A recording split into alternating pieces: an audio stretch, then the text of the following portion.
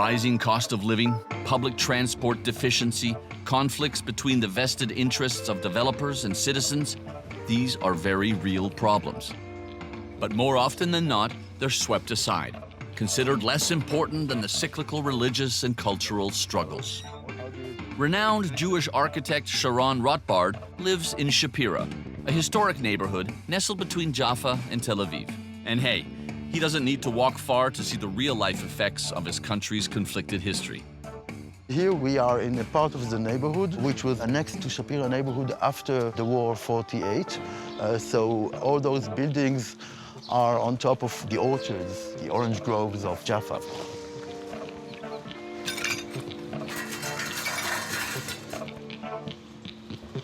Wow. What is this place? This looks absolutely fascinating. This is an Arabic cemetery. Yeah. As you can see, it suffered a certain degree of vandalism. People came and started to peel all the marbles and stone.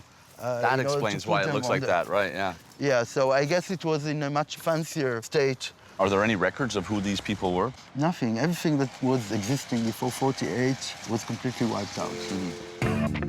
And that's the story Sharon wants to tell.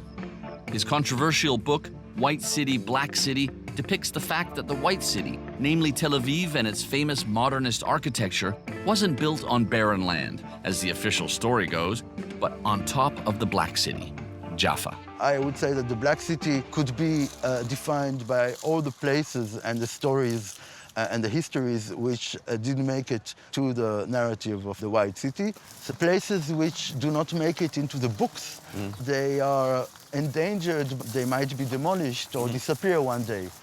And to prove that, a Palestinian village once stood right here. It was demolished to make way for bungalows. The only reminder of the past is a scar left on the land itself. You see this layer of stone, it is called here krukar, it is a kind of a limestone. One of the differences between Jewish architecture and Arabic architecture here in this region is the fact that in order to build those kind of structures, you need to get rid of this layer of stone. In all the areas where you have a kind of a meeting point, you will have this line of section. You can see that here. You can see how high it is here, and you can see how low the homes are. What we see here, it is a kind of frontier. Is that the central bus station? Yes, and you see that they were so greedy about space and land, they had to cut here. They just cut it, you can see that. Yeah, they cut the vault, so you can see. Slice the building. We're building a bus station, we just chop things. Not even bulldozing, just slicing half the building up. Stupid, that building, it's bizarre. It is quite difficult for me to be an architect when any act of construction or building is so charged with so many political significances. Right. The White City is defined clearly as the only place in Tel Aviv where you conserve buildings. A lot of it is a tale of division, it is construction and destruction. But this is a city. Where do you go from here? When does the white and the black become a nice shade of gray? I cannot but connect the story of Tel Aviv and Jaffa to the story of Israel and Palestine. As far as I can see, the White City is much whiter, it is much richer. The Black City is much weaker. In a sense, Tel Aviv is much more inclined to fulfill the desires of tourists. But I have the impression that the city is always a place of conflict. When we see the city, we see the results or the traces of those conflicts. So this is true for Tel Aviv, and of course it is true almost to any city that I know.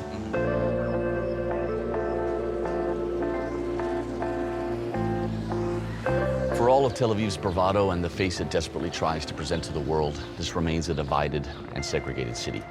I'm here in Jaffa, the bride of the sea, the former capital of Arab Palestine. This city has existed here for millennia.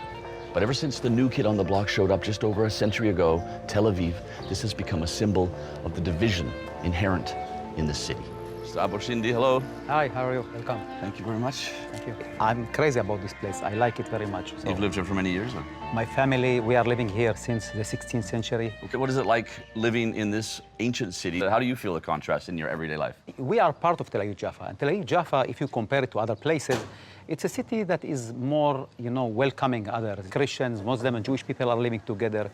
Everybody are expecting and accepting each other. Tel Aviv is mostly, the majority are Jewish people. Here, it's something else. Here, it's a history.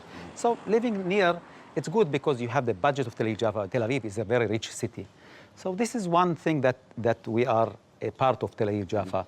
But the other part, this is something else. Tel Aviv is a new, Tel Aviv is a high buildings. Jaffa, you can build only 3 floors, which is like a village. It's very something else. Ibrahim Abu Shindi is all for inclusiveness and peaceful cohabitation. But he's concerned with Jaffa's high-speed gentrification, which is quickly wiping out a large part of the Arab memory. So tell me, Ibrahim, about the neighborhood we're in right now here in Jaffa. This is the Ajami place, and this is Sharon Rotbard Street, which is the Jewish name, but most of the streets, they change the names to Jewish names. Marhaba kif hal. You can see an Arab family here, which means you see very poor place, and they are living here, and they will come here and say, take $2-3 million, leave it, and they will build something like that, or they renovate something like that. Once 90% of the people in Ajami were Arabs, Palestinians, and 10% were Jewish people. And now we are talking about something like 85 to 90% of them are Jewish people. Okay. They're very rich families. All the nice places you can see, it belongs to the Jewish families, You know the Za'atar? Okay, I know, yeah. You know it? Yeah. And in an old building, too. 400 years. 400 years. Has it always been a bakery? The bakery, 70 years. The best pizzas in Jaffa. Bye-bye.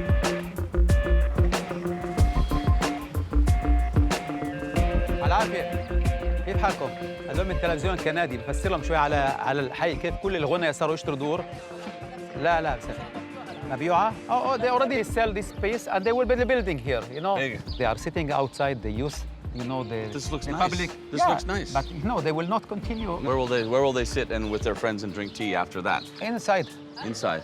بعدين صار كله صفوف كله فوق بعض. It wasn't like كنا نشوف there were so many buildings. البحر من شباك وين الخنايا المينا روح فرجيه هناك كيف ما كانش هناك كان احنا كنا هناك ساكنين وننزل على الدرج هذا العتيق ننزل طوالي على البحر اللي ما تشوفش بحر. History is dying with not seeing the sea. History is dying with all the buildings, and history is dying with all the simple life that they had before. Shukran. Thank you. All of our mosques, churches, and schools are here, so we can't leave. Nobody will accept us in Tel Aviv. I can't move to Tel Aviv. Wow. Nobody will give me the opportunity to also to buy an apartment.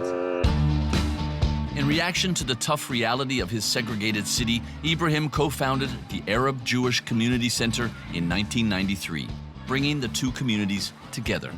Now a cultural meeting point catering to more than 3,000 members, it is supported by the municipality of Tel Aviv, Jaffa. As you see, people are using it. Those are 2 librarians. She's an Arab, Muslim, she is religious, and she's a Jew, she's new immigrant from Russia.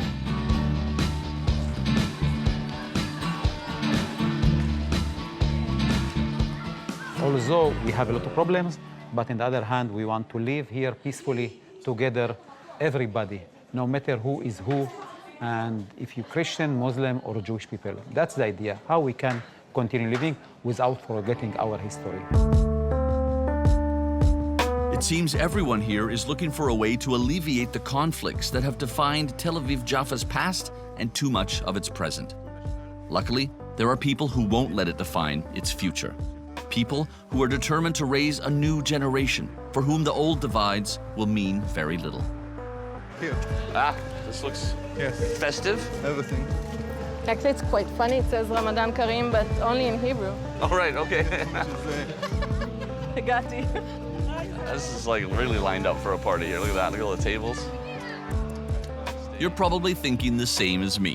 This looks like any community gathering anywhere in the world. But trust me, this one is very special.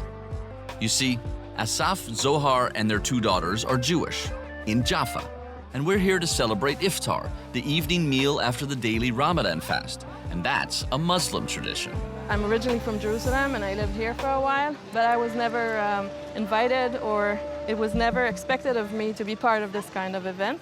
Jerusalem is a mixed city, but it is completely segregated.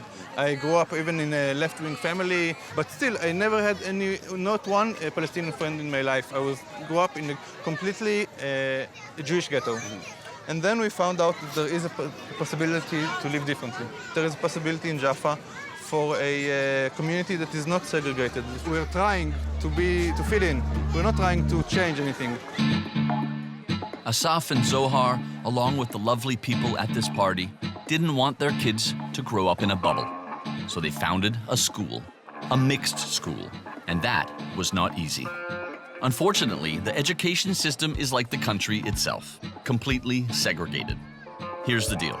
The public schools are divided into different tracks, one for Orthodox Jews, one for secular Jews, and one for Palestinian Christians and Muslims. And they don't usually mix. Despite the endless red tape and incomprehension from the municipality, parents in this neighborhood have united to create the hand-in-hand kindergarten and school, in which 300 children of all backgrounds now learn about the world together. So the segregation of schools in Israel based on nationality, is it forced? Theoretically, you can enroll your child in every school, but the Jewish school system is only fit for Jewish children. The entire school year revolves around Jewish holidays. In the Arab schools, you have, obviously it's still under the Israeli control, but you have different holidays.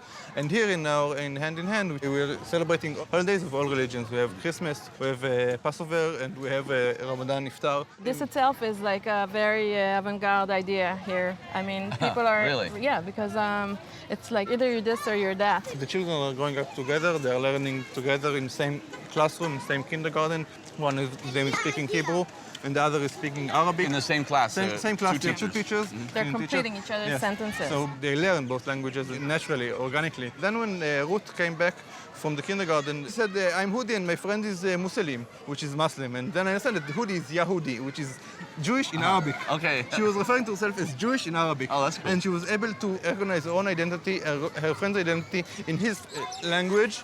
It doesn't need to be a zero-sum game. It's not like if we gain, the Palestinians lose. There is a place for all of our identities, all of our nationalities, all of our religions can be together. The children are our future. Even if we fail as ourselves to change reality, we are raising children who are different than us, who weren't raised in this Jewish ghetto, knowing only people who are like them. This is the Middle East. People here are Arabs. They're speaking Arabic. They're Muslims. They're Christians. They're also Jewish. And she won't be a foreigner. She won't be a stranger to that. She will be growing up inside it without giving up her own identity. This is the part where doing the selection when only Muslims can eat, because they are the ones who are fasting, so they can... They can't eat yet. It's like still 4 minutes to They go. are preparing their plates. We need to make sure that there's no any Jew just sneaking in, trying to steal some food before it is done. So this is we're waiting for them. I mean, I would totally pile up my plate so it was in front of me at 7:49 when I get this. Yeah. This is what they're doing right now. And It doesn't stop. it's only one table. It's the first table, God. Started in Yad B'Yad 5 years ago. We were few families, and now you know how much more than 500 people here we have. Najib is Christian and Arab, and his daughter just finished first grade at Hand in Hand School, learning in both Arabic and Hebrew. It's amazing, but this project is so much more than a school and a kindergarten. Najib, Asaf, Zohar, and all the parents here have created a deep and much-needed sense of community. So if it wasn't for the kindergarten and the school and events like this, would you be friends? I don't know, because maybe we couldn't meet. Yeah, but now we are in a big community, and the community started before the kindergarten. We had a small community, we make it a kindergarten and then the school, and then we grow, and we know now a lot of people that we didn't know and we didn't meet before. It's a very special place. Yeah. You're gonna need a bigger courtyard in a couple of years. Yeah. We will need, we'll find. Yeah. The evening ends with a poignant moment as everyone takes fanus, the traditional Muslim lanterns, onto the streets of Jaffa. Men with kippas walk side by side with women wearing headscarves. I don't know if such vast conflicts have ever been resolved through small actions, but I can tell you that this one certainly gives me hope. So is this an unusual thing that Jews and Arabs are doing this together? Unfortunately, yes. It's kind of unique for such a community to exist. For me, it's a huge beacon of hope.